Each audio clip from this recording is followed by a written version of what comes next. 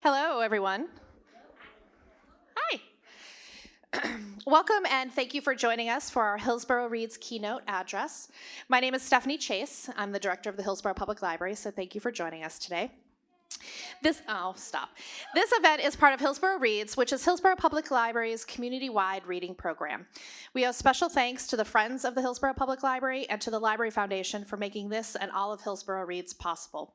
Each year, Hillsboro Reads strives to build community and create connections, encouraging people to read the same book at the same time and participate in events and conversations about the book and its themes. I also just want to point out a lot of staff contribute to this program and help make it what it is. But I do want to highlight Jenny Moore, who's our program lead. So thank you, Jenny. A round of applause for her. This year, our book selection is Bored and Brilliant by Manoush Zomorodi, which is about developing a healthy and more mindful relationship with technology, specifically cell phones. To explore the themes in the book, we are offering events on mindfulness and meditation, on creativity, unplugging, and technology, both how we use it and how it affects us. If you've not yet read the book, we have lots of extra copies to check out, and any staff member can help you find or request a copy. So we'd like to make sure that you please take the time to fill out your surveys, so you have them on your chairs, and provide your feedback on the event. So we rely on your feedback to ensure that each year's Hillsboro Reads program is as engaging and relevant to our Hillsboro community as possible. We really value your input. And now I'm pleased to introduce Amber Case, a cyborg anthropologist, user experience designer, author, and public speaker, whose TED Talk, We Are All Cyborgs Now, has received almost 2 million views. Amber studies the interaction between humans and computers and how our relationship with information is changing the way cultures think, act, and understand their worlds. Ms. Case is a former fellow at Harvard University's Berkman Klein Center for the Internet and Society, a visiting researcher at the MIT Civic Center for Civic Media, and in 2019, Amber joined the Institute for the Future as a research fellow. We are pleased and honored to have her join us today and help ignite this community conversation. So please welcome Amber Case. Thank you. Hi, everyone. Thanks for spending your Saturday afternoon with me. I'd like you, if you could you all raise your phones in the air? Great. Keep them up. Some of you don't have phones. Good job. Keep those phones in the air. Great. There we go. All right. Oh, that's very, very nice holding right there. Well, I'd like to tell you, now you can put them down, sorry. At ease. I'd like to tell you that you're all cyborgs, and you don't have to be Terminator or RoboCop to be a cyborg. You don't have to have anything permanently attached to you to be a cyborg. The idea of cyborg didn't come from movies. It was really adopted by movies, but what a cyborg is a lot more nuanced and detailed. So if we look at how things have changed over time, we had tools that have pretty much stayed the same. Over at least 2 million years, a hammer still has the same shape. It still has the same function. And it's an extension of your fist. If it breaks, you can make a new one. A knife is the same way. If it breaks, you can make a new one. But if you're a saber-toothed tiger and your tooth breaks and you can't eat anymore, then you have a problem. So as humans, we evolve outside of ourselves with a lot of different tools. And that becomes really important because we can radically change who we are one day and adopt fins and go and scuba dive, or we could go climb Mount Everest, or we could go into a rocket ship and try to explore other places. So we're this incredibly flexible species. This is the actual definition of a cyborg.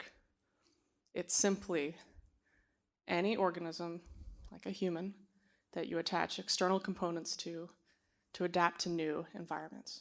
That's all it is. It's really simple. That means when you're wearing glasses, you're a cyborg. When I'm wearing contacts, I'm a cyborg. Even wearing shoes is a cyborg. And you might not think about shoes as being particularly high-tech, but consider a pair of Nike shoes and the supply chain that went into that, and all of the plastics that had to be developed during World War II. There's so much that went into that. It's very cyborg. You're not actually touching the ground in the same way directly. You have this augmentation. And we like to talk about artificial intelligence right now. It's like the third exciting period of artificial intelligence where it will solve all of our problems as long as we add more technology. How many people have solved your problems by adding more technology to your lives? You figured it out over there. How many of you have experienced the original promise of technology, where technology comes in and gives you more free time instead of less? Again, that person has it kind of figured out. So this was what this paper in 1960 that defined cyborg was relating to, a person in a spacesuit. This person is literally wearing things to adapt to new ambient spaces that they're not supposed to survive in. We do not have any animals that seek to go to space, or maybe they do, but they haven't manufactured all the things to take them to space. But one of the things that we've forgotten when we talk about technology is here and humans are here and it's completely separate is that all the tech that we have today is just part of a continual story of humans alongside technology, and technology alongside humans. And when we think of the word or the phrase artificial intelligence, it actually wasn't supposed to be that. The debate was between artificial intelligence and augmented intelligence. And that word choice was not the greatest word choice, kind of like the phrase black hole. It's not a black hole at all. And that made it so that all of these journalists and marketers said, artificial intelligence. We can trust that more than humans. Artificial intelligence will someday understand people more than they understand it themselves. And I always like to ask, don't we have trouble as humans understanding each other? And now we expect a machine that's only been built for the last 2 years with some great research budget to understand us better than we understand each other, to get all the nuances. And then if we look at augmented intelligence, it's just humans alongside technology, like a good pair of running shoes, or technology alongside humans, just side by side, helping each other. There is a field of study called cyborg anthropology. I got my degree in anthropology at Lewis and Clark College. I did not want to get a degree in anthropology. I wanted to go to MIT or Caltech. I wanted to be an engineer. I did mathematics for fun. I built computers. I built websites. It was a really fun childhood. My parents were broadcast engineers. I learned how to solder the minute I had hand-eye coordination. I knew what all the resistors were and all the different band colors. I could give my dad whatever. But I had trouble interacting with people. I didn't look them in the eye. I didn't know how to make small talk. My parents had to tell me, hey, what do you say before the weekend? I say, what are you going to do this weekend? Like a robot. And they said, do you know why you're asking that question? And I said, no, I don't have time for this. I want to teach them about particle physics. It's really important to learn particle physics, And this was an issue because right as I was graduating high school with my great GPA and all my engineering experience, I told my mom, I said, well, what should I do? I had a job offer at Lockheed Martin, a big defense company, and my mom said, look, my best friend's a math professor. Why don't you call her up? So I called her up. And I said, I want to do engineering and science and math. And she said, great, so did I. And I did. But, I skipped all of those cool classes in college that were actually more meaningful. And she said, there might be something like a recession happening. This was before the great 2008 recession. And she said, you might need to know a little bit more. Consider ethics. You're about to join a defense company. Maybe you should learn some ethics. And then she said, maybe if you want to make really good technology for people, you should probably understand people. You should go to a liberal arts college and take the subject that you had the worst grades in school. And for me, that was social studies. Why? Why do we care about people? Oh, everything will be automated. No. I was one of those kids, right? And I liked that because everything in mathematics had a black or white answer. You could solve it, and it was perfect. When I wrote things, I never described anything. So freshman year of college, There's this field called anthropology. Suddenly I could understand people. I could study it, like a science. And at the end of the semester, there was free pizza if you went to a philosophy colloquium. So I got the free pizza, and there was a teacher there that said, I study cyborg anthropology. And I said, oh, bingo. Now I can understand humans and the intersection of humans and technology, how technology affects culture. I'm going to take your class. Can I be one of these? I asked this professor, and she said, yeah, sure, but you have to wait a year because the class is only offered, every other year. And at the end, I took my thesis with her, and I wrote my thesis on cell phones. iPhone had just come out around 2006, 2007.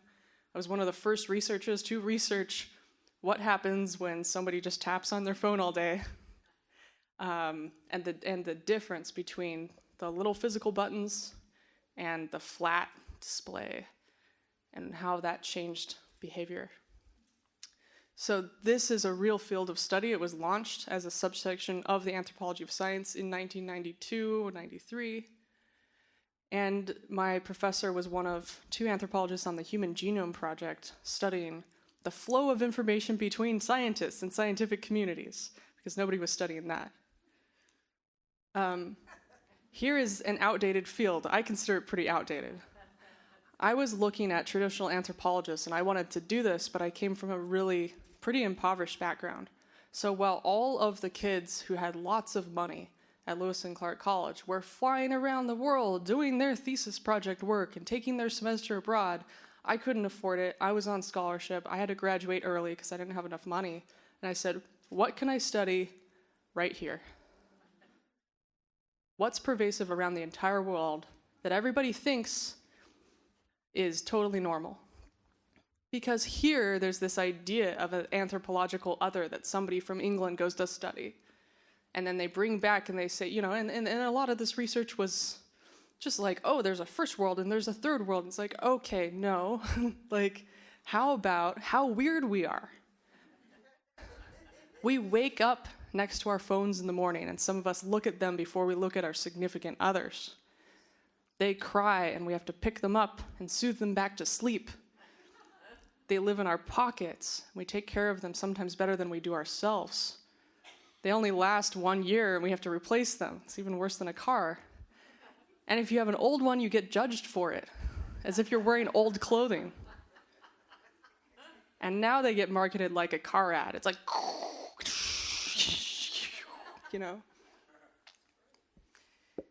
So I started giving little talks about this. And one of the, I started going to all these innovation conferences where they're like, technology is great, let's just make more. Because when cell phones came out, we had great amounts of chip sales for all these chips inside the phones. And then there's this idea of Internet of Things. What if we could sell 5 times or 10 times the number of chips? What if devices could outnumber people? Because we're a publicly traded company and we need to make sure that we grow. You have to grow. If you're a family-run company like them, you could just go on forever and just. But with this, there are these numbers thrown around. 20 billion devices will be online by 2020, or 50 billion, or 100 billion. And I loved going to some of these chip manufacturing conferences and asking them, are there enough resources in the world for how many chips you want to sell? And some of them did the research. One of the leading manufacturers, which is not Intel, it's the other one, they actually determined that there is not enough rare materials to put 1 trillion devices. But in science fiction, we assume that we can just keep making technology. So I like to ask, does this sound good? Is it great to have this many more devices than people? Let's consider the things we already have. We have a smart watch, which gives you the same alerts from your phone. Sometimes it's very helpful. Sometimes you can use it for all sorts of things. And I used to have one, but I don't really use a lot of technology anymore. And this is okay, within reason. But when you start to get smart appliances, where the sales pitch is, never worry about buying this again because it'll automatically send you a notification, all of these future companies started calling me up. And they said, we want to make a smart fridge. And I said, okay, why do you want to do this? And they said, well, we can charge a lot more, but secondly, it'll make people's lives easier. I said, okay, sure, let's go. What's your first idea? Well, we want a fridge that tells you where the bananas have gone bad. I'm like, you don't store bananas in the fridge. The banana has a pill that changes color. Isn't that already a smart technology? So then the second idea was, we want a thumbprint reader on the fridge. Okay, why? Well, you don't want somebody getting into your fridge, do you? I was like, who else is going to get in your fridge? It's like, you keep your teenager out of your fridge. Like, yeah, right, they're on the football team, you want to stunt their growth? Okay, sure, go ahead. There's a lock on your door that keeps people out. Why do you need a secondary lock on your fridge? Oh, well, it'll attract people in case you have diabetes, or if you have this, or you have a restriction. I was like, I don't store my sweets in the fridge. I store them in a dumb cupboard, not a smart fridge. And then they're like, thumbprint reader's great because, and I was like, no, it's not. You're baking a cake, your hands are full of flour, you have to wash your hands between every single ingredient, getting the butter out of the fridge. And they said, well, we didn't think about that. I said, have you ever lived in a house? And they're like, we don't like your tone. You know, I said, well, thank goodness you're the agency that's consulting with the big company, because you can tone it down when you give it to the client. That's great. But this was, again and again, there was this idea that we need smarter devices, not smarter humans. And I think we need smarter humans and not smarter devices, right? People like buying mid-century modern fridges because they work. It's maintainable at human scale. You can switch out all the parts. There are some places where we need technology a lot. We really need technology in some spots. But it's really important to know where you need the tech and where you need the humans, and to amplify the best of each. And it's hard to do that when you think that technology should be applied like a face cream to everything. This is my future scenario that, you know, in 2015, when everybody started getting obsessed with Internet of Things, they wanted smart things in everything. They wanted the smalt shaker, which had a Bluetooth speaker on the phone that would tell you when to fill the salt. Not that you can't, you lift up the salt, anyway. It would play music out of a really bad speaker. You know, these things were funded. But the issue with this is you have to be a system administrator to live in your own home. And as a nerd, I've lived in a bunch of smart homes. I've helped my dad build them. But we always build them with 30-year-old technology. We build them in a way that it's not hackable, it doesn't require a server, and maybe we drill some holes through the wall because of it to hardwire everything. But it's something that we can live in for 10 years and not have to switch out. And if somebody buys the house, we just patch the holes in the wall, take the cables out, and we're done. I had to separate from somebody, and we had a smart home, and you bet nobody who built this stuff who was 22-year-old in Silicon Valley ever anticipated having the equivalent of a divorce and your smart home. There was no equivalent of, you just basically had to divide up the stuff. You couldn't have 2 accounts. So I just said, take all the smart stuff. You can have it. But all of these things are written in a different programming language. They could go out of business and leave you behind a smart device that's no longer smart. It's a dumb device. If poorly programmed, they could take up more bandwidth than streaming Game of Thrones on Netflix. And every time you try to use it, like an Apple TV, you know, it would be like, sorry, it's insecure, you have to download a software update before you can use it. Now they figure out to tell that right before you turn it off. So you try to turn it off, it says, we'll download a software update for you. That's a lot better. But who wants to, someone want to inherit this to somebody, you know? Okay, so it's all really silly. But then I found this startup called PetNet.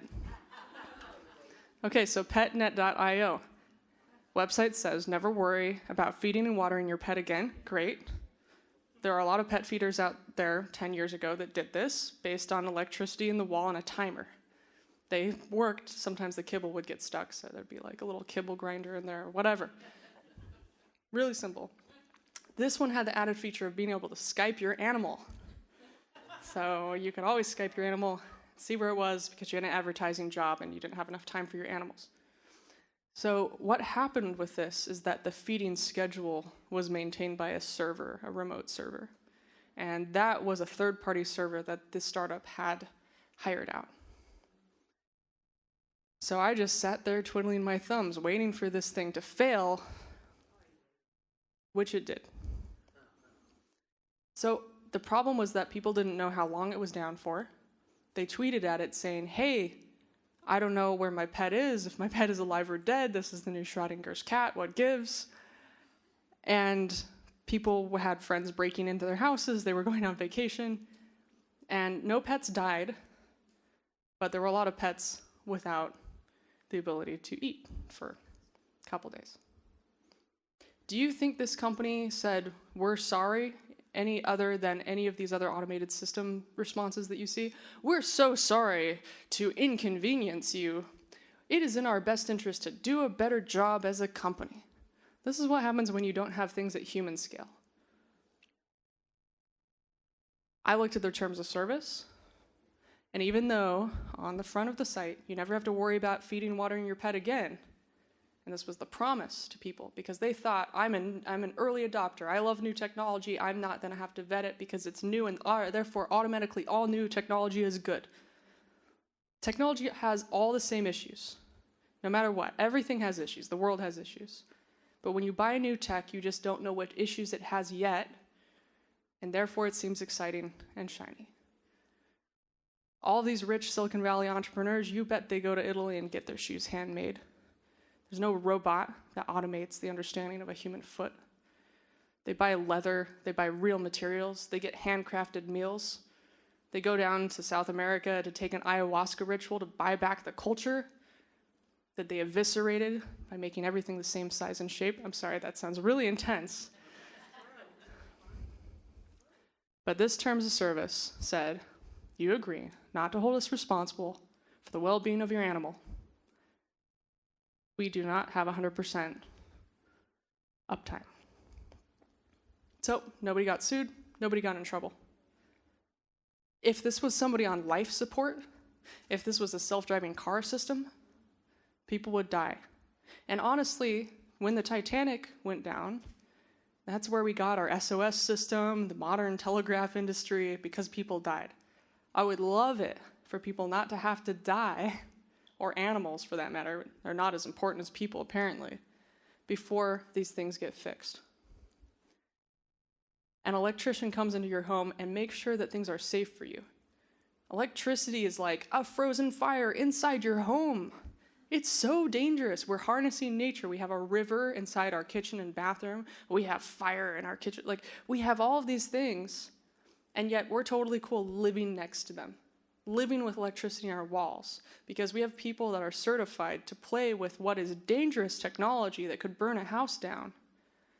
And yet we just tap a wall with a light switch. We don't have to know anything about it.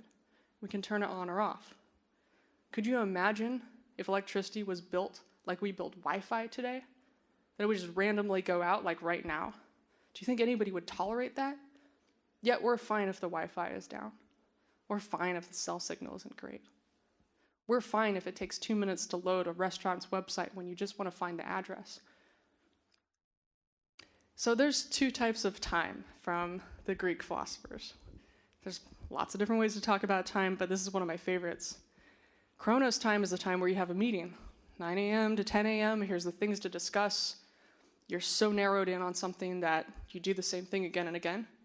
This is really good for a company that has to repeat the same process.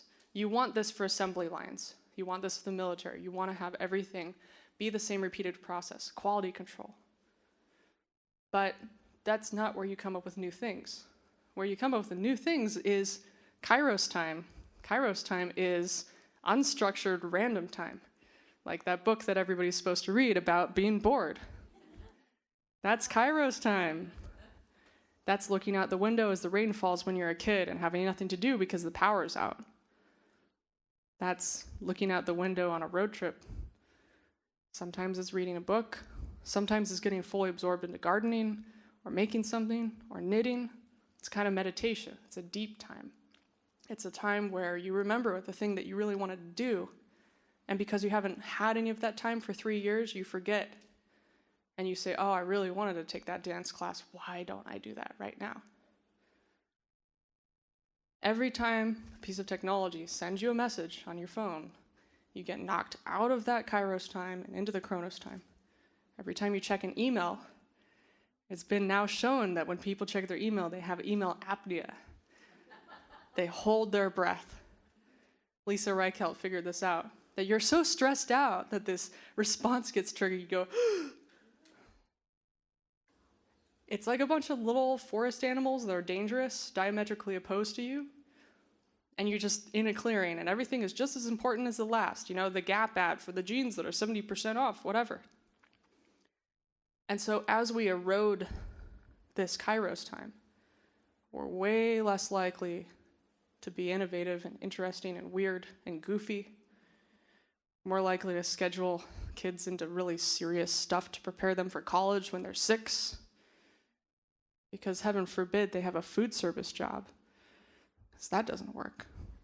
It should be considered meaningful work. What about carpentry? You know, only the really wealthy can have access to these things. You know? So I really like to think about the time that I'm spending. Is it reflective time? Or is everything that I'm doing just something so I can post something on the web? Does anybody journal anymore? Like, how you write on paper is physical. It loads automatically. It's always the same. You can flip it. And it's not to say like technology is all bad, but the original promise of technology was to give us more free time, which it's not. It's like a gas filling up our time. And the real way to use technology is as a tool. You want to do something online, write down what you want to do, think about it, go on a walk, then use the computer as a tool to get to what you want to do. Not, oh, I'm going to find the answer online. I love trying to search the same stuff every year and finding completely different results because I think the average lifespan of a website is like 18 months now. Everything is eroding. So now I have a list with my friend of stuff we can't Google. We're going to find it through other people. If anybody knows the answer to one of these questions, let me know. How do you build a tunnel underwater? We're not allowed to Google it. We have to find it through people. But you can't Google it either. Okay, so if you don't know the answer. So we have an era of interruptive technology. It's not just battery life. That's everything wastes your battery life. Charge your phone once a day. Remember when you could charge your phone once every week because it was one of those junky phones, just made phone calls, and it got hot when you talked on it, so you couldn't talk on it for that long, you know.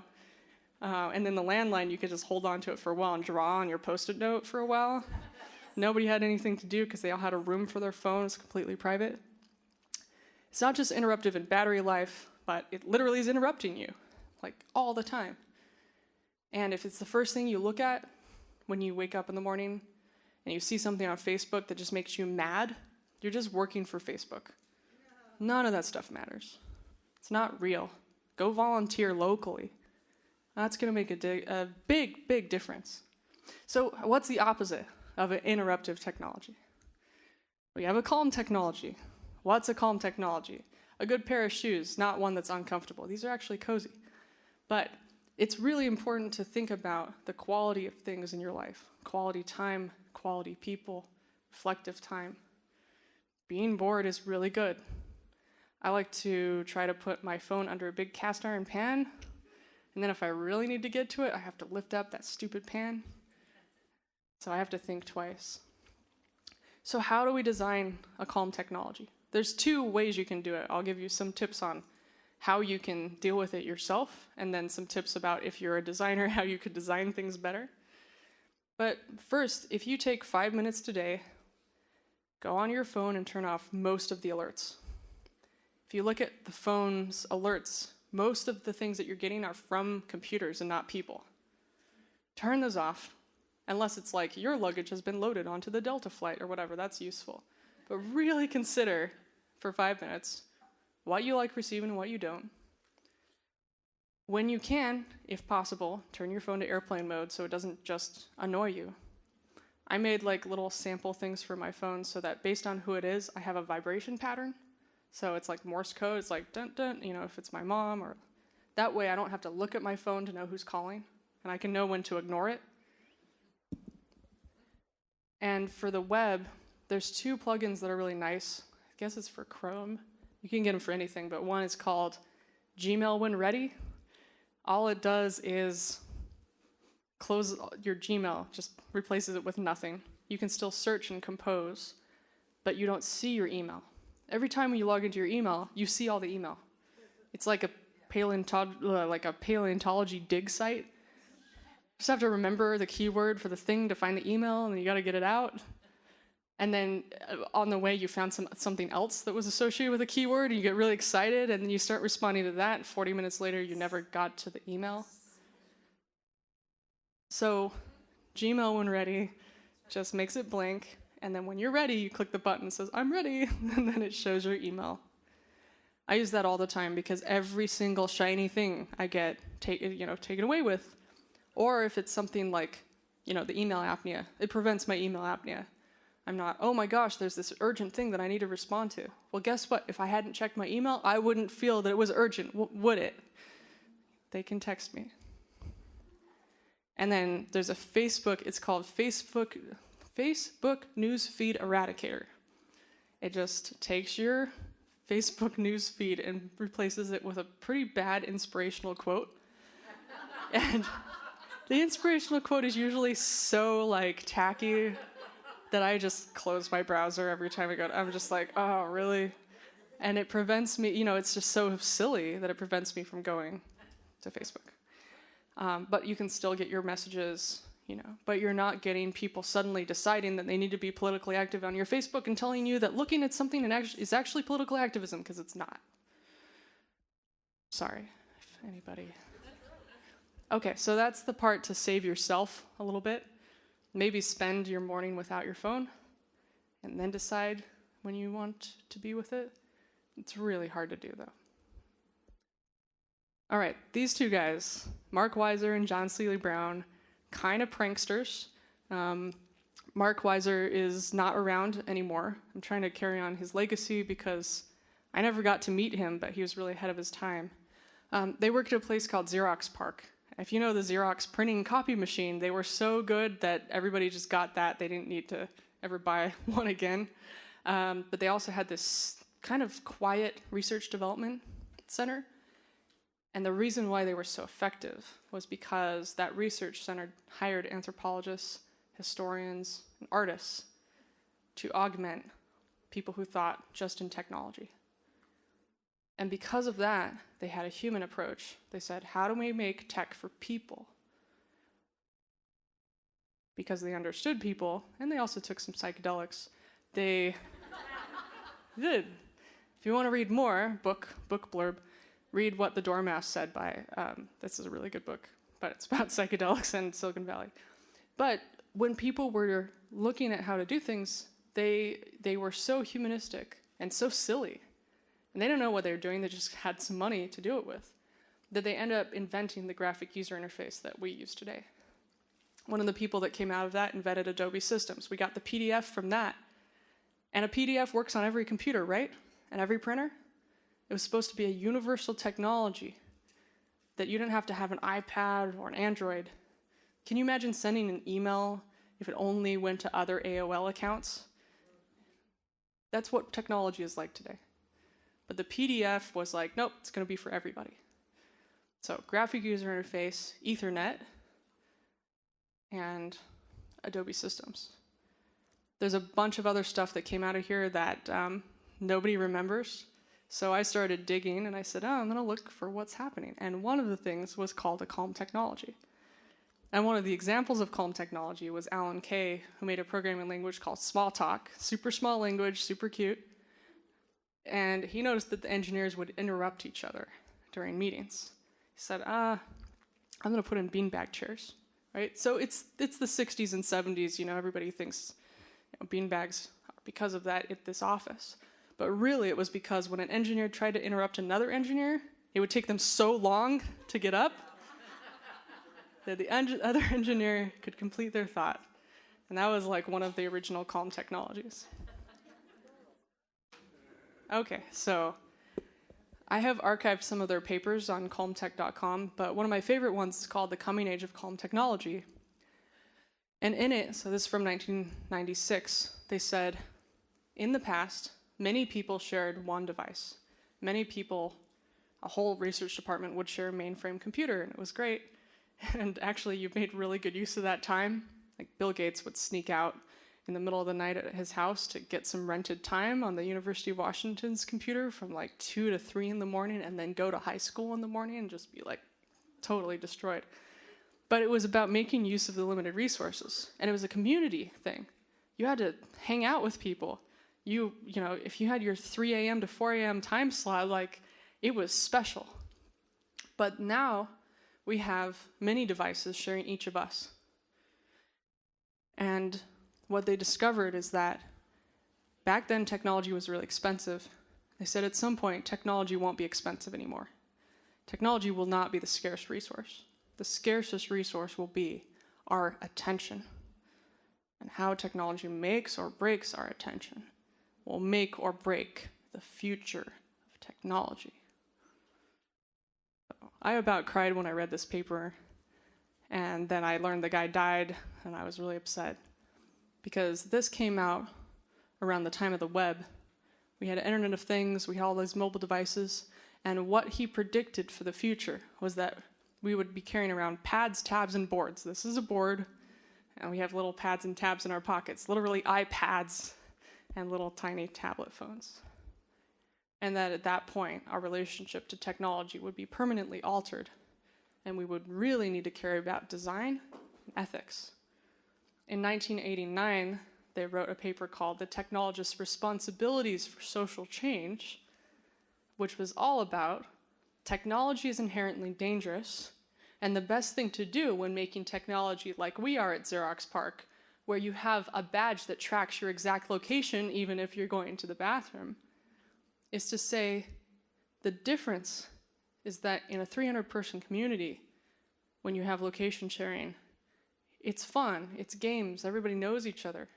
But when you have that in the real world, things can go terribly wrong, and you should warn people that you're building a dangerous thing, just like electricity.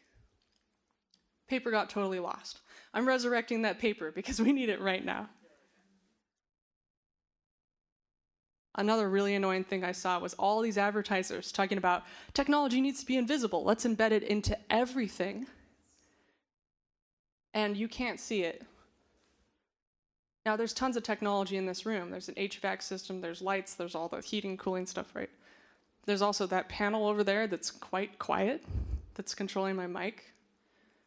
It's pretty elegant, right? This is pretty well designed. But if it's poorly designed, then the technology works against us. But my favorite quote from Mark Weiser was about real invisible technology. And invisible technology means that you focus on the task and not the tool. So when you read a book, you dissolve into the pages. You focus on the book, and it's you plus the book as one object. Just a moment. I'll let you think about that.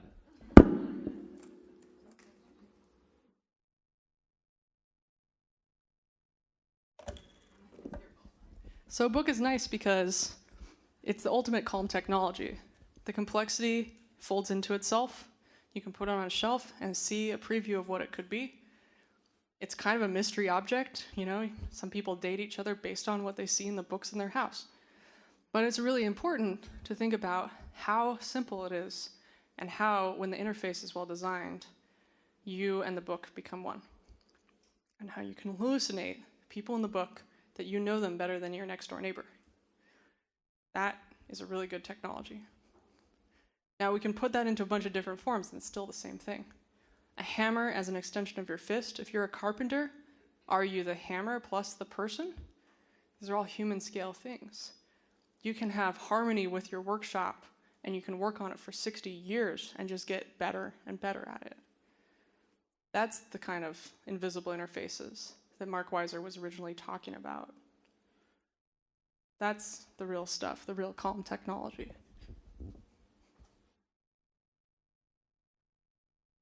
Okay, let's design some calm tech, right? Okay, first, principle. Technology should not require all of our attention, just some of it and only when necessary. This is hard to do. Every time I talk to the CEO of a company, they want to put everything in and they want it to draw attention to itself. We read about Facebook as being an important company, but we forget about all the companies that make billions of dollars that just supply something simple, like toilets. You know that toilets are still made by ceramicists? They're made of porcelain. Then they get sprayed and glazed and baked.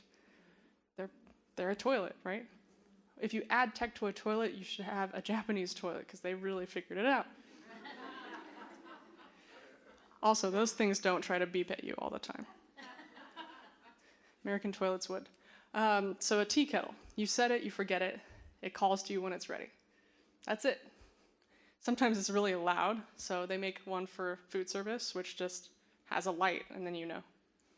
So, and then a light switch.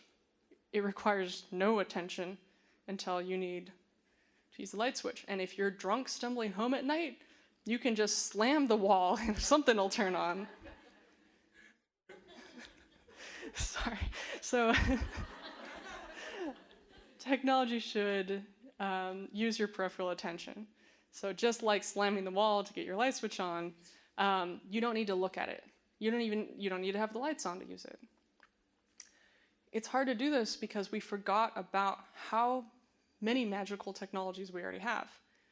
Like when you step on the trash can to open it, like we forgot that using our foot is a whole appendage.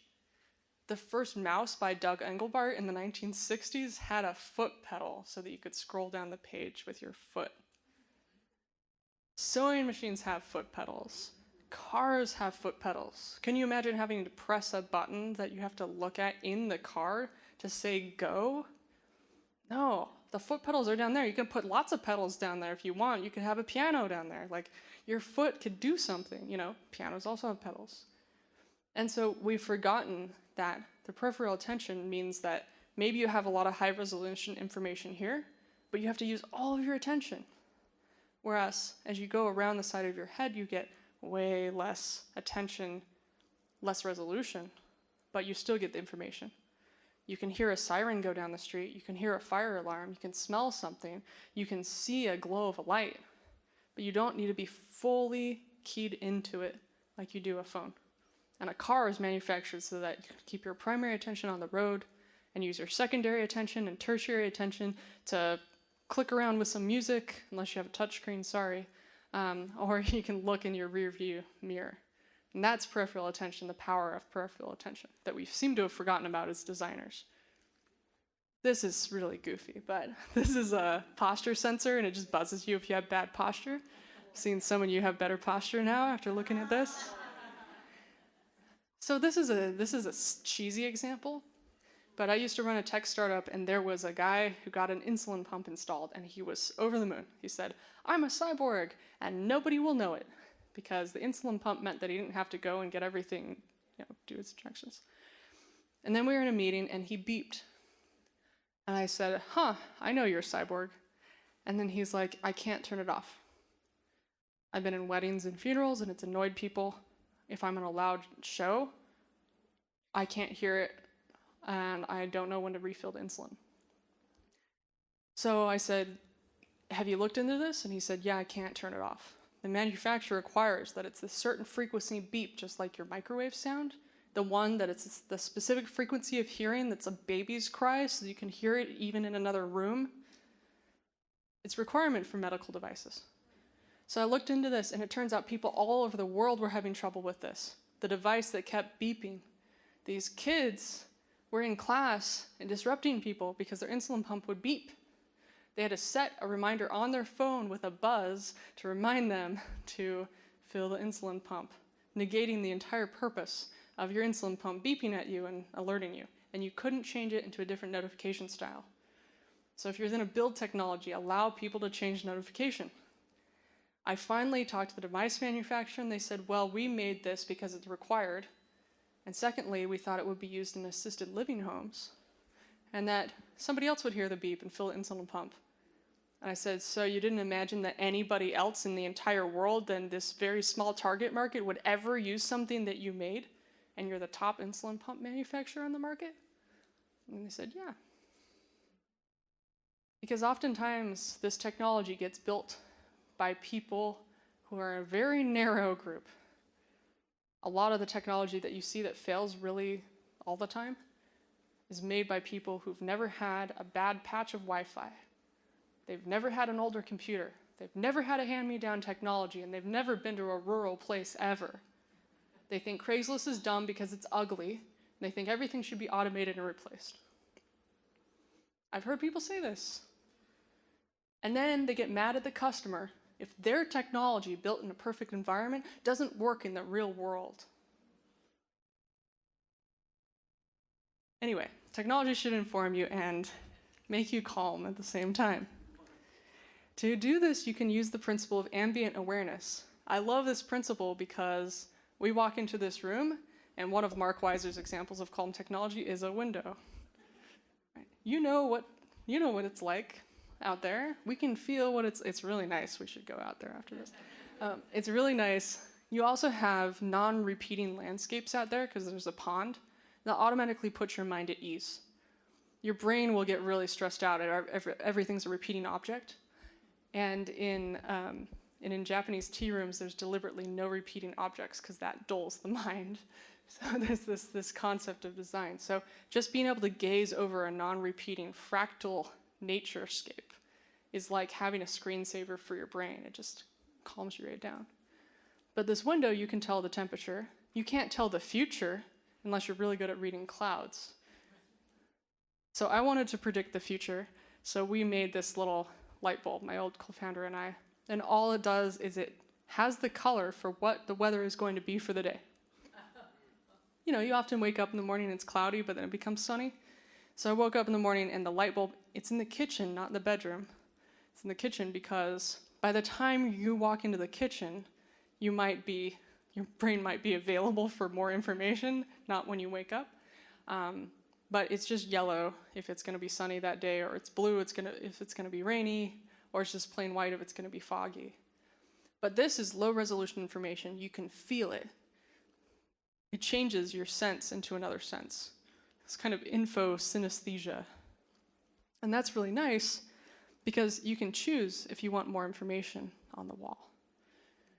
That has the iPad with the real weather report. This is a hard one to get a lot of people who love the idea of AI without studying the history of it to understand. People make robots that look like humans, and then they get mad when people think it's annoying, or when people think it's uncanny, or when it's scary. Whenever you call one of those directory assistance lines and you get put on hold forever, you're the one that's a robot, not them. You're being put on pause. So machines shouldn't be trying to act like humans, because when they do, we act like machines. And the same way, humans shouldn't be acting like machines. We're supposed to be human. So how do you amplify the best of each? How do you make sure that you're not doing something that shouldn't be automated?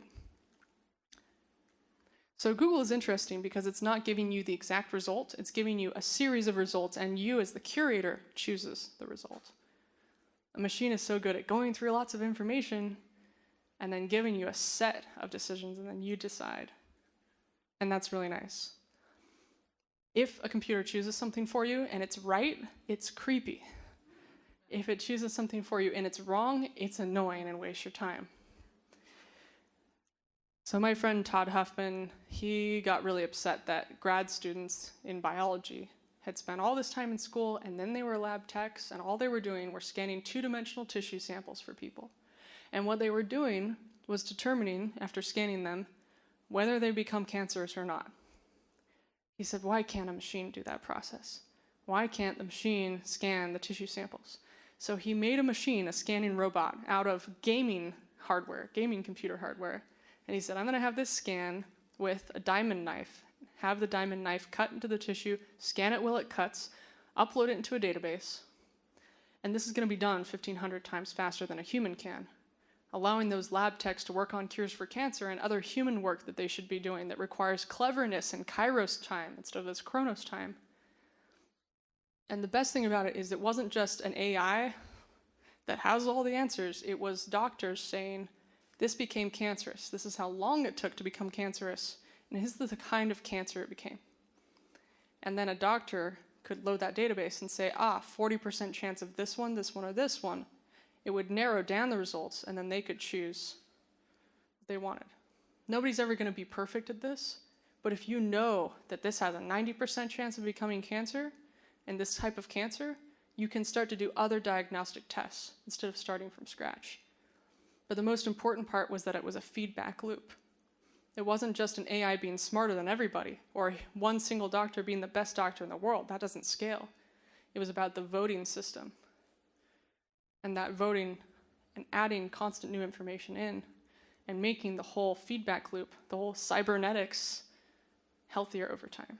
This is the problem with a lot of this, is that we forgot cybernetics and feedback loops. That's how nature works. And we decided that we're going to keep humans here, and we're going to have machines here, and they're going to be perfect and separate from each other. And then we wonder why everybody's so upset and on automated phone trees all the time. Technology can communicate, but it doesn't need to speak. Whenever you hear those scary robot voices, they're terrible. The Roomba, the old one, when it was done, would just go dun dun dun dun, and then if it was stuck, it would go dun dun. It's universal. It's just a happy or a sad sound. That's all it is. But again, you don't have to translate this into 100 different languages to globalize it. A 5-year-old can understand it in the same way. You don't even need to understand any language. So I think that machines should have a machine language so that humans can have the human language. There's a reason why people love R2-D2 and hate C-3PO. Because C-3PO might know 200,000 languages? 6 million. 6 million? 2 million? He knows 6 million forms of communication. He might be fluent in 6 million forms of communication, but he's annoying in every single one of those forms of communication. And R2-D2 goes, beep, beep, beep, beep, beep, and it'd be, R2, we totally understand what you're meaning, like Kenny from South Park. Technology should consider social norms. Do you remember when the smartphone camera came out and everybody panicked? Like, it's a loss of privacy and it's terrible. And then we figured out that people use the smartphone camera to take a picture of their food before they eat it, and it's not really violating anybody's privacy. It took a while for that to absorb into reality.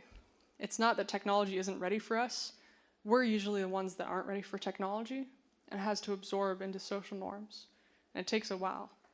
And maybe a year for each real new piece of technology for us to understand that holding up your phone means taking a photo if you're not an early adopter.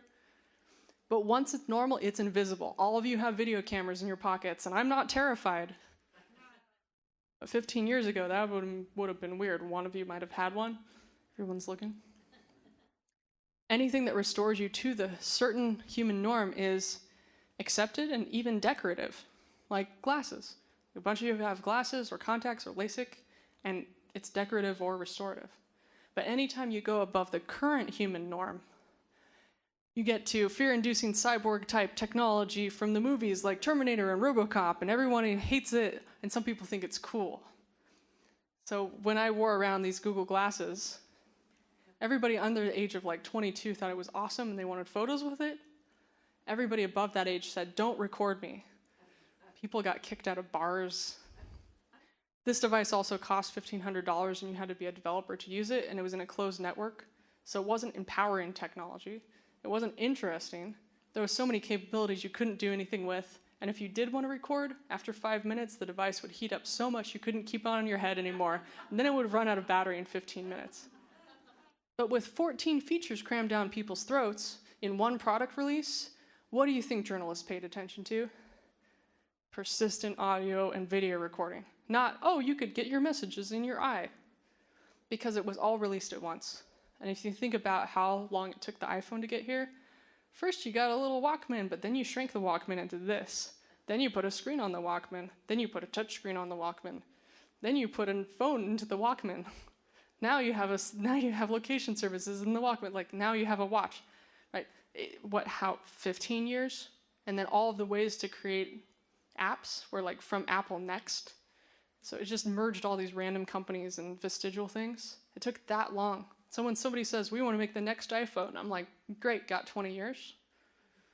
Do you really want to handle the supply chain for that? Because that was the unsung, quiet work that was done behind the scenes. All right, so the minimum amount of tech is how to get the job done. But it's not, it's harder to do that than we think. Street lights are really simple. They're like punctuation for the street. You don't really notice them when you go through them if they're green, but if they're red, then you notice. And I'd love it if tech was maintainable by individuals. A lot of times, the server that you use, if you're using Slack, whatever you're using, Blackboard, whatever, is not maintainable by you, by your organization, by the smart IT person on your staff. You have to wait. And sometimes, for some Android phones, an app will just not work for your phone, and nobody cares. Oh, well, it just doesn't work for some of the phones. Okay, so, in conclusion, if good design allows you to accomplish your goals in the least amount of moves, then a calm technology tries to do the same thing, but with the least amount of mental cost. Because people's primary task should be being able to be human. And you should have that choice. If you want to be really into tech, you should have the choice, but if you don't want to be, your life should be able to be just as awesome. Because the scarce resource is not technology anymore. It's our attention. I got mad and I wrote a book. And then I wrote another book about sound because beeps are also annoying. Then I made a website with information in the talk. Thank you.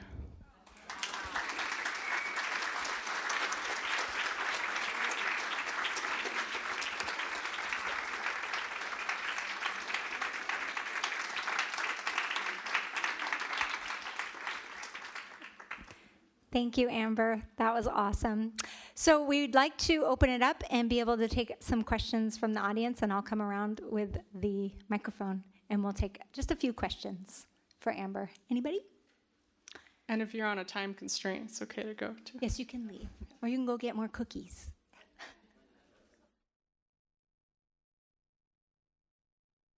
I find it sort of interesting that the average age of this audience is up above 50, let us say. What do you think the significance of that is? I would have thought there would be a lot more young people interested in this. It's a library, right?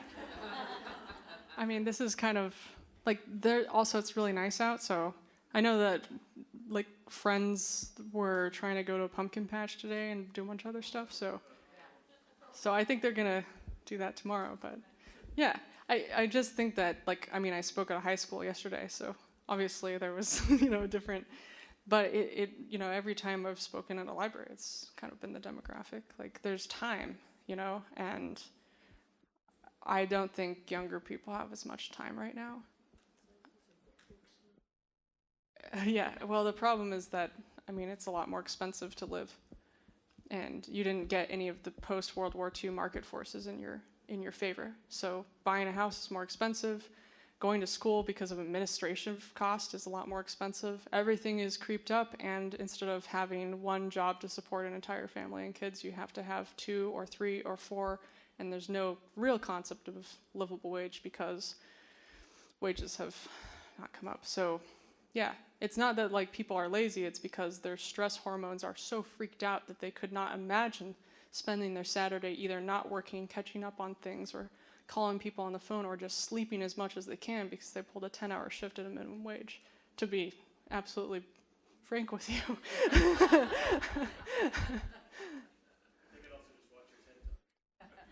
Yeah, they typically do. Yeah, that is a much faster way to get the information. Yeah, I thought it was interesting. We were talking about technology. I'm an instrument technician, and so I work on process instruments. And because I've seen the arc, as we went from early kind of pneumatic technology, flapper and nozzle they used to call it, and they went through electronic and then to black boxes.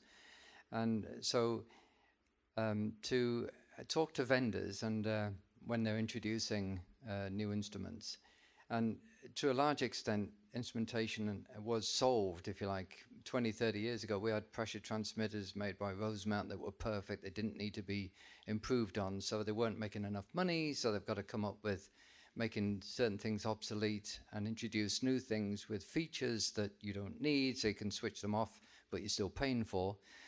And it's proprietary, so you can't interfere or do anything with these things because they won't sell you the software, or they won't give you the tools because they want to service these things themselves, etc. So it kind of resonated for sure, some of those things that you kind of referred to. So I just want to say that. Thanks for validating my anger. Right. Yeah, instrumentation, yes, a bunch of it was solved 20, 30 years ago, no big deal. And then I even talked to somebody on a plane. I was working for a healthcare company. And he's like, yeah, we made the first pacemakers. And I said, great, so how long do they last? He said, the rest of somebody's life, ideally. And he said, yeah, but the company didn't make enough money. So now we have pacemakers that work for 5 years, and you have to get the $30,000 surgery that makes the money. The biggest issue is publicly traded companies. They have to grow.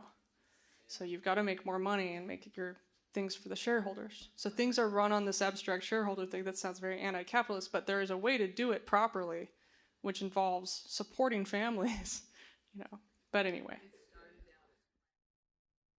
Yeah, planned obsolescence can go to hell. Yeah. You know one of the first light bulbs still runs since like 1890? Yeah, the fire station. There's a webcam on it. Should we have one last question, or do we, and two more, because you were there. Yeah. Sure. Thanks for the talk. I have a question. What's your opinion about all the headbands which helps you meditate more? What's my opinion about headbands that help you meditate more? Honestly, there's kind of like the Buddhist geeks contingent and like the meditation stuff. Meditation is so good for you. No matter which way you figure it out, you still have to do it in your head, and you gotta still put in the work, and you can't immediately do it even if you have a headband that gives you haptic response.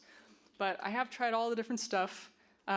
It's great. But really, meditation increases gray matter in your brain and is just like it's an antidote to all the stuff that's going on right now. So I think it's important to do it. If a haptic brainwave monitor thing helps you out, heck yeah. But if you forget to wear it because you're too stressed out, then no. I like some of the apps, like Headspace is really good for iPhone because it just guides you through meditation. Even the free plan, you just go through 10 meditation sessions, but really it's so up to you. And it's probably the best thing you could do. It's going to take months and months to be reasonably good at keeping your brain quiet in a good meditative state for like more than 2 minutes. But once you start doing it, it will change everything for you because it's the only time you get that's just your time, other than journaling. But a lot of people don't do that. So yeah, whatever means necessary. Honestly, the intersection of meditation and technology is one of the best intersections because you can't make fake junk. People will know. But people are trying really hard and it's super innovative. So, do you use one? Yeah.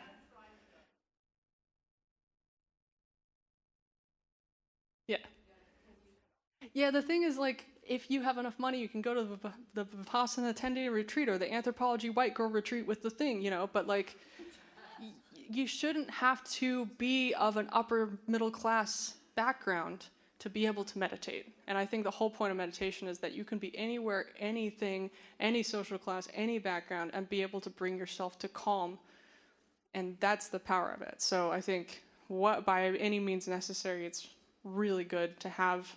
Definitely don't need to go for 10 days. But if you have the money, for sure, do that. That's really nice. One last question, I guess? I just wondered, when you talked to high school students, how did they respond to this? It depends which talk I give. So sometimes I give this Cyborg anthropology talk, which is a kind of different talk. And typically they really like that. But I changed it up yesterday and I gave them this talk. I'd say 30-40% of the audience was like, whoa, holy crap. And a few other people were like, I'm going to be as disruptive as possible during this assembly to prove to my friends that I'm awesome, which is like how you're supposed to do it.